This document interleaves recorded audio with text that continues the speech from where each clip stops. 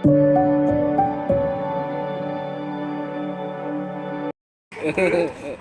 కోసం గవర్లో తెచ్చుకున్నాను. బండిలో క్వార్టర్ ఉంది, క్వార్టర్ వేసాను.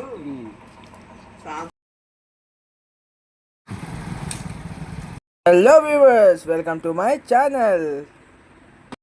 అందరికీ నమస్కారం. అందరూ ఎలా ఉన్నారు? Welcome to my new vlog. ఈరోజు వచ్చి మేము బయటికి వెళ్తుంటే చిన్న యాక్సిడెంట్ అయింది. అతనేమో ఏదో పనిలో ఉండి తప్పుల్లో పెట్టేశాడు బండి మొత్తం తీసుకెళ్ళి. చూడండి, చాలామంది రోడ్డు మీద ఆగిపోయి చూస్తున్నారు. నేను అప్పటికే అతనికి హెల్ప్ చేద్దామని వెళ్ళేటప్పటికీ అందరూ చాలామంది గుంపు కూడిపోయారు అక్కడ.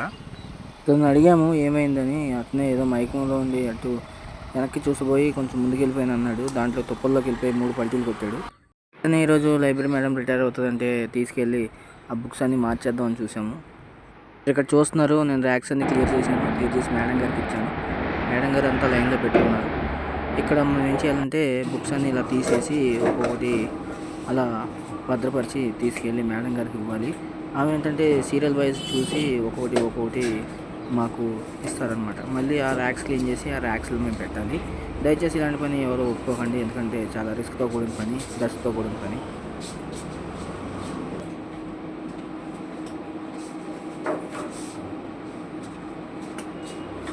వాళ్ళు రిటైర్ అయ్యే ముందు ఏంటంటే అక్కడ పనిచేసే వాళ్ళని మొత్తం సామాన్గా తీసేసి లైన్లో ఒక్కొక్క పేపర్ చెప్పమని చెప్తారు.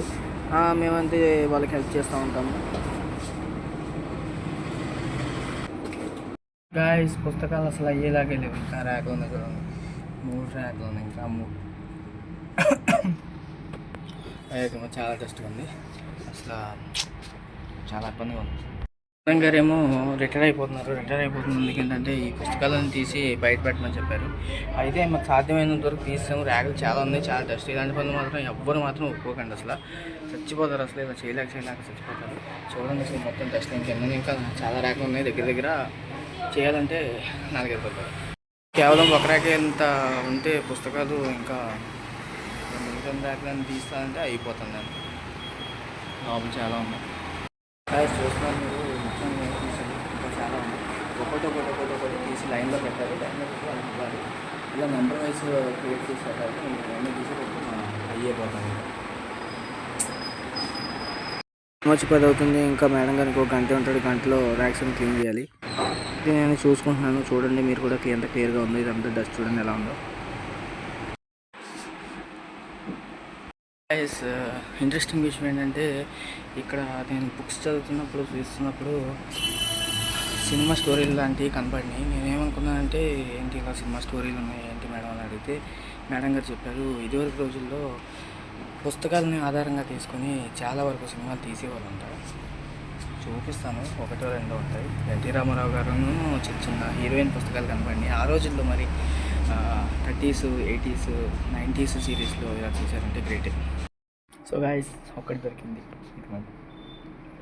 దీన్ని ఆధారంగా తీసుకుని డైరెక్టర్లు అప్పుడు సినిమాలు తీసేవాళ్ళు, చాలా బాగా విస్తరించేవాళ్ళు. అది చూడడానికి కూడా చాలా బాగుండేది.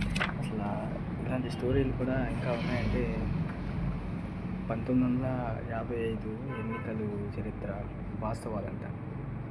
దొండిగాడి కథ.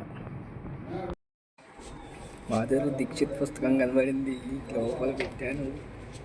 మజిలీ కథలు అని అంటారు కదా, ఇదిగోండి కాశీ మజిలీ కథలు. చూసారా ఎన్ని సిరీస్ ఉన్నాయో.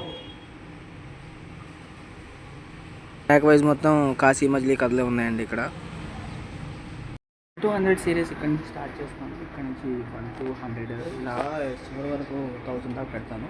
మళ్ళీ ఇలా కిందకి మళ్ళీ వేరే లైన్ 200, 300, 400 అలా మారుతాను. కష్టం చూసి మాకు హెల్ప్ చేయడానికి ఒక అతను వచ్చాడు. ఈయన కూడా మాతో పాటు పుస్తకాలన్నీ ఒక లైన్లో పెడుతున్నాడు. ఫ్రెండ్స్, ఈరోజు నేను ఆసక్తిమైన విషయాలని ఈరోజు చెప్తున్నాను. ఈరోజు ఏంటంటే సినిమాలు ఏ విధంగా ఇదివరకు తీసేవాళ్ళు 80sలో 90sలో గురించి చెప్పబోయాను. ఎందుకంటే ఇదివరకు నేను ఇప్పుడు బుక్స్ చదువుతుంటే నాకు పాత సినిమా ఫోటోలు కనపడి మేడం గారిని అడిగాను అనమాట. ఏంటి మేడం ఇది ఇలా ఉంది అని అంటే మేడం గారు ఏమన్నారంటే ఇదివరకు సినిమాలు పుస్తకాల ఆధారంగా తీశారు. ఒకటి దీంతో సీరియల్ తీశారంట, మధుబాబు. నవల్స్తో సినిమాలు తీసేవాళ్ళంట. ఇది ఎండమామ సినిమాల సీరియల్లో ఉంటుంది. ఇలాగే ఒక బుక్ ఎండమామలు అయింది.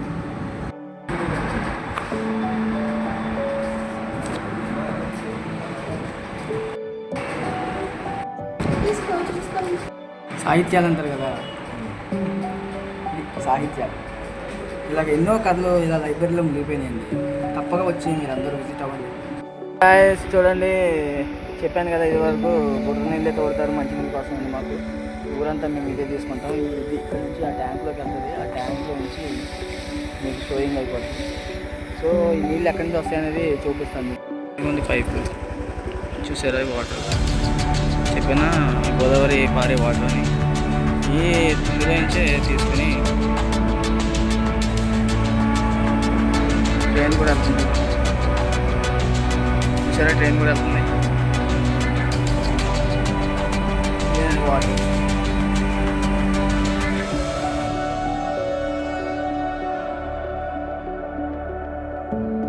Okay guys, thank you for watching. ఈ రోజుకింతే, రేపటి వేరే వ్లాగ్లో కలుద్దాం. Better luck. చెప్పండి నాకు. Thank you. సబ్స్క్రైబ్.